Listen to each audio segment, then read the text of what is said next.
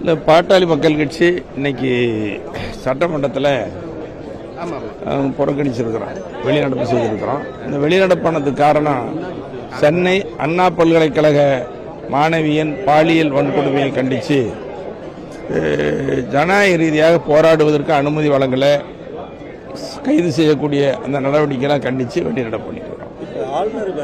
இதோட இதை கண்டித்து தான் வெளிநடப்பு பண்ணியிருக்கோம். மக்கள் கட்சி நாங்கள் வெளிநடப்பு பண்ணோம். என்னன்னா, சென்னை அண்ணா பல்கலைக்கழக மாணவி பாலியல் வன்கொடுமையை ஜனநாயக ரீதியாக நடவடிக்கை எடுப்பதற்கு, போராடுவதற்கு அரசியல் கட்சிகளுக்கு அனுமதி கொடுக்கணும்.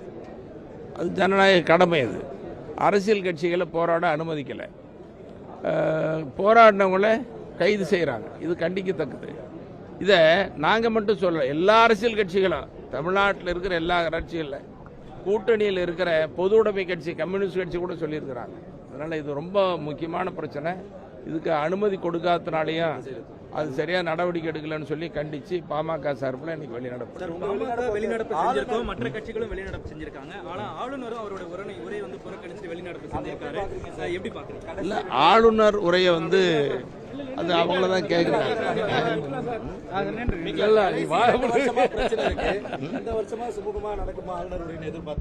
நாங்க இந்த வருஷம் சுமூகமா நடக்கிறதா எதிர்பார்த்தோம், ஆனா நடக்கல. பாட்டாளி மக்கள் கட்சி எப்படி பாக்குறாங்க சார் ஆளுநர் உரை புறக்கணிச்சுட்டு? ஆளுநர் உரை நான் படிக்கல, படிச்சாதான் தெரியும்.